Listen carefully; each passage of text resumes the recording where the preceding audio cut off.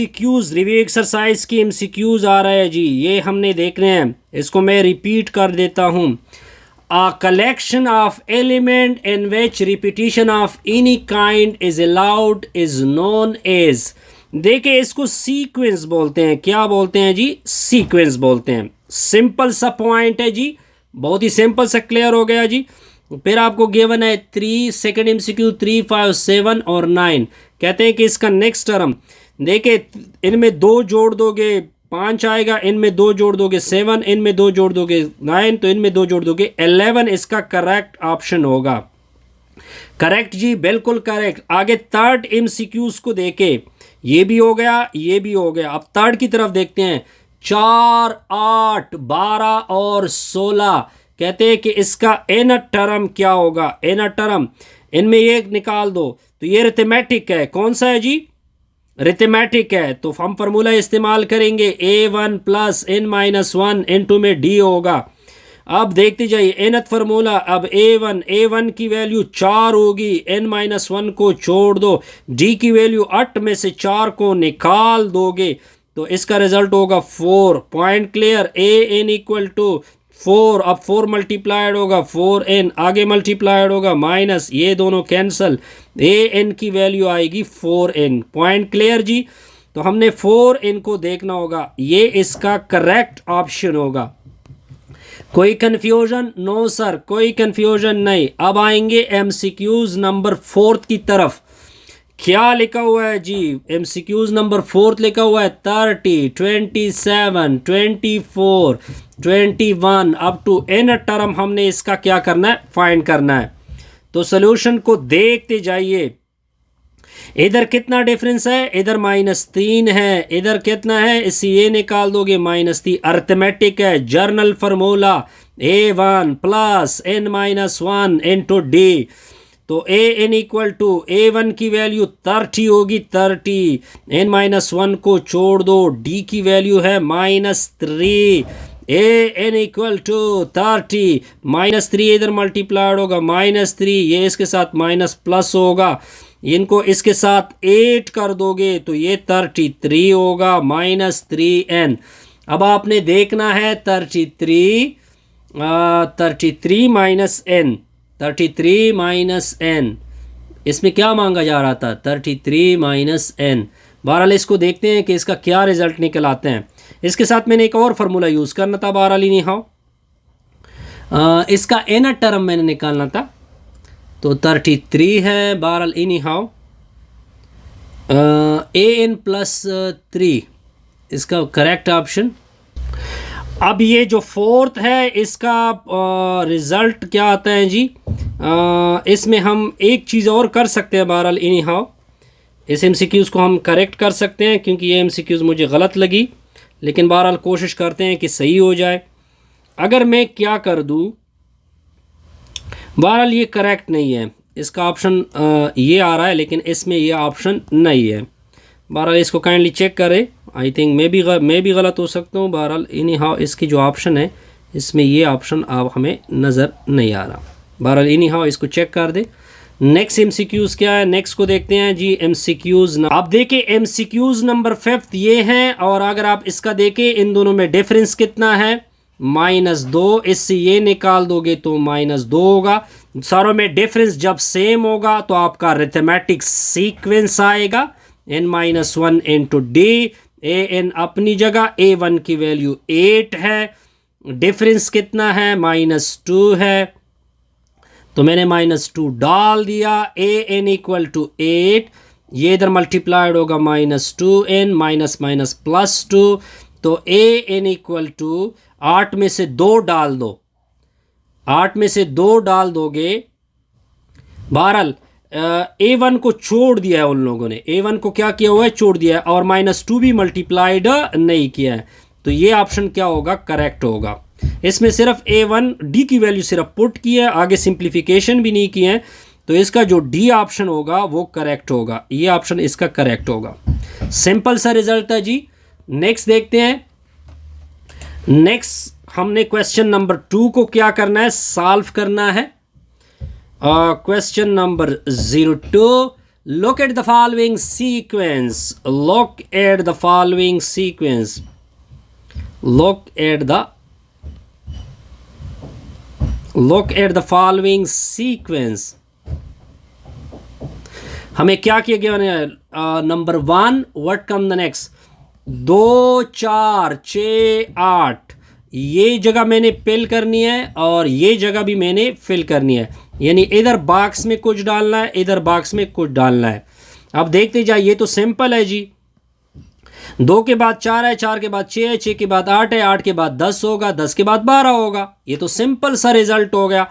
अब जाएंगे next part की तरफ। 5 10 और 15 और 20 और फिर 25, सॉरी ये क्वेश्चन मार्क है, इधर बॉक्स डाला हमने, इधर ये भी बॉक्स। अब इन दोनों बॉक्स में हमने रखना है वैल्यू। 5 10 15 20, 20 के बाद 25 होता है, 25 के बाद 30 होता है। इधरवाइज फार्मूले से भी आप सिंप्लीफाइड कर सकते हैं। अब जाएंगे पार्ट नंबर 3 की तरफ। 80 80 के बाद 60, 60 के बाद 40, 40 के बाद 20, फिर क्वेश्चन मार्क, फिर क्वेश्चन मार्क। इस डब्बे को फिल कर दो, इस डब्बे को फिल कर दो। 60 में 80 गया, 60 में 20 गया, 60 से 20 निकालो, 80 से 20 निकालो 60, 20 से 60 से 20 निकालो 40, 40 से 20 निकालो 20, 20 से 20 निकालो, तो इधर आपका करेक्ट ऑप्शन होगा 0। 0 से 20 निकालो -20। कोई कंफ्यूजन? नो सर, कोई कंफ्यूजन नहीं। अब जाएंगे जी इसके पार्ट नंबर 4 के ऊपर। 3 6 12 24, फिर है क्वेश्चन मार्क, इधर डब्बा, फिर है क्वेश्चन मार्क, इधर डब्बा। डब्बे में डालेंगे कुछ, देखते जाइए। 3 के साथ 2 मल्टीप्लाइड किया, 6 के साथ 2 मल्टीप्लाइड किया, 24 के साथ 2, 24 के साथ 2 मल्टीप्लाइड कर दो 48, 48 के साथ 2 मल्टीप्लाइड करो 96 आएगा। कितना होगा? 96। सिंपल है जी, बिल्कुल सर सिंपल। अब जाएंगे जी नेक्स्ट पार्ट के ऊपर। नेक्स्ट है क्वेश्चन नंबर 03। क्वेश्चन नंबर 03 को देखते जाइए। इस क्वेश्चन को मैंने क्या करना है? सॉल्व करना है, solve. Right the formula for the nth term. Right the formula for nth term. Formula for nth term. nth term का फार्मूला लिखना है। Of the following arithmetic sequence, of the following arithmetic sequence, of the following arithmetic sequence। आगे क्या पूछ रहा है? and find the 10th term, and find 10 terms। ठीक है जी, कोई मुश्किल नहीं। 2 क्वेश्चन आपसे मांगे जा रहे हैं। क्वेश्चन आपका क्या है? 4 9 14 19, और इधर आपने वो 10th वाला टर्म छोड़ना है जी। ठीक है जी, सॉल्यूशन देखते जाइए। इस क्वेश्चन में 2 क्वेश्चन है। एक तो आपने an की वैल्यू को फाइंड करना है, दूसरा आपने a10 को फाइंड करना है। ये 2 क्वेश्चन हो गए जी। पहले an निकालते हैं। अरिथमेटिक बात होगी तो अरिथमेटिक का फॉर्मूला होगा a1 n-1 n2 में d। अब इधर कर दो, an पहले फाइंड करेंगे। ठीक है जी, a1 की वैल्यू 4 हो गई, फिर प्लस n-1। अब d की वैल्यू 9 में से क्या निकाल दोगे? 4 को निकाल दो, तो ये हो जाएगा आपका 5। इधर मैंने 5 को पुट कर दिया। an इक्वल टू 4 प्लस, अब ये 5 मल्टीप्लाइड होगा, 5n-5 होगा। an इक्वल टू 4 में से 5 निकाल दो, -1 होगा। ये आपका फर्स्ट क्वेश्चन का आंसर मिल गया। अब a10 फाइंड करना है, तो a10 हम किस तरह फाइंड करेंगे कि n की जगह 10 को पुट करेंगे। इधर भी n की जगह 10 को पुट कर दोगे, -1, तो a10 इक्वल टू 5 × 50, 50 में से 1, तो A10 इक्वल टू कितना होगा, 49 होगा। यहां तक पॉइंट क्लियर जी? बिल्कुल सर क्लियर। अब आगे जाते हैं नेक्स्ट पार्ट। अब अगर आपसे पूछा जाए कि आगे क्या होगा, देखते जाइए। 4 में 5 डाल दो, 9 में 5 डाल दो, 14 में 5 डाल दो, 19 में 5 डाल दो, तो ये 24 पे इधर अगर आपसे पूछा जा रहा है ये 24 होगा। ठीक है जी। अब नेक्स्ट की तरफ जाएंगे, नेक्स्ट पार्ट की तरफ। पार्ट नंबर किस की तरफ जाएंगे, सेकंड की ऊपर। 2 -1 -4 -7 फिर है क्वेश्चन मार्क। ये डब्बा भी फिल करना है, an भी फाइंड करना है और A10 भी फाइंड करना है। ये क्वेश्चन भी करना है, ये क्वेश्चन भी करना है। तो सॉल्यूशन को देखते जाइए। सॉल्यूशन को देके पहले an को फाइंड करते हैं। फॉर्मूला क्या था, A1 + n-1 n2 में d। an को छोड़ दो, ये आपका A1 है, A1 की वैल्यू आ गई 2, तो इधर मैंने 2 को पुट कर दिया। फिर है n-1 को छोड़ दो, d किस तरह फाइंड करेंगे, इससे ये निकाल दोगे -1 -2, तो रिजल्ट होगा -3। इधर मैंने -3 को पुट करना है। an इक्वल टू 2, -3 इसके साथ मल्टीप्लाइड होगा -3 -3। an इक्वल टू 2 में 3 डाल दो, 5 -3n। पॉइंट क्लियर जी? बिल्कुल क्लियर।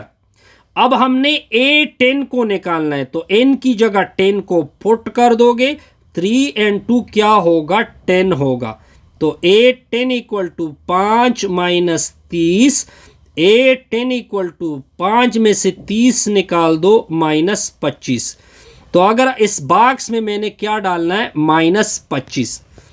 क्लियर जी? बिल्कुल क्लियर। अब आते हैं जी पार्ट नंबर 3 की ऊपर। बार ये मैंने 3rd पार्ट सॉल्व किया। अब हम पार्ट नंबर 2 की तरफ जाएंगे। -2 1 4 7 और क्वेश्चन मार्क, फिर ये होगा 10। सॉल्यूशन को देखते जाइए जी। हमने 3 क्वेश्चन का आंसर देना है। एक an को फाइंड करना है, ये आपका क्वेश्चन होगा। एक A10 को आपने फाइंड करना है, ये भी क्वेश्चन है। आगे आपने इस बॉक्स को फिल करना है। पहले फॉर्मूला लेते हैं, an equal to A1 + n-1 n2 में d। an को छोड़ दो, ये आपका A1 है, इसकी वैल्यू -2 + n-1 d निकालेंगे। d किस तरह निकालेंगे, इससे ये सब्ट्रैक्ट कर दोगे, एक फॉर्मूले का माइनस और दूसरी value -2। d equal to minus और माइनस प्लस होगा, तो d इक्वल टू क्या बनेगा, 3 बनेगा।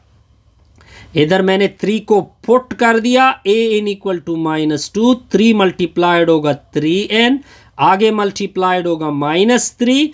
an इक्वल टू -3 -2 -5 + 3n, ये आपका रिक्वायर्ड है। या इसको इस तरह भी लिख सकते हो कि 3n को आगे कर दे, -5 को पीछे कर दे। अब A10 को फाइंड करना है, तो इधर 10 को पुट कर दो, 3 × 10 -5, तो A10 इक्वल टू 10 3 30, 30 में से -5, तो A10 इक्वल टू ये कितना होगा, 25 आएगा, 25। ये सारे तो हमने निकाल दिए। अब मैंने बॉक्स को फिल करना है। -2, तो ये हो जाएगा, देखिए 4 में से 1, ये किस तरह होता है, -2, इधर आएगा 3, इधर आएगा 3 डिफरेंस, इधर भी 3 डिफरेंस, इधर भी 3 डिफरेंस, आगे भी 3 होगा ना। ठीक है जी। 3 × 1 4, 4 × 3 7, 7 × 3 क्या होगा, 10 होगा, 10। पॉइंट क्लियर जी? इधर क्या लिखेंगे, 10। अब जाएंगे जी इसके पार्ट नंबर 4 के ऊपर। तो पार्ट नंबर 4 को मैं लिख देता हूं, 3 11 19 27 35, कितना होगा, 35 होगा, 35। नेक्स्ट इधर बॉक्स है, ये 35 तो मैंने ऑलरेडी लिख दिया जी। इधर बॉक्स भी मैंने फिल करना है जी। ये क्वेश्चन है जी, सॉल्यूशन को देखते जाइए जी। हमने ए एन फाइंड करना है, ये है आपका पहला क्वेश्चन। A10 को फाइंड करना है, ये आपका है दूसरा क्वेश्चन। ठीक है जी, सॉल्यूशन देखते जाइए। an का formula a1 plus n-1 into D. अब a1 का रिजल्ट है 3 प्लस n-1, इधर मैंने डी पुट करना है, तो 11 से मैं क्या सब्ट्रैक्ट करूंगा 3, तो इससे आ जाएगा आपका 8। इधर मैंने 8 पुट कर दिया, n इक्वल टू 3, 8 मल्टीप्लाइड होगा 8n, आगे मल्टीप्लाइड होगा -8, n इक्वल टू 3 में से 8 -5 प्लस 8n। इसको आगे कर दो, इसको पीछे कर दो, तो 8n -5 होगा। अब हमने A10 को फाइंड करना है, तो n की जगह 10 को पुट कर दो, 8 इंटू 10 -5, 810 इक्वल टू 8 दाई 80, 80 में से 5, 810 इक्वल टू कितना होगा 75 होगा, 75। Point clear. अब आगे मैंने इस टेबल को भी फिल करना है ना।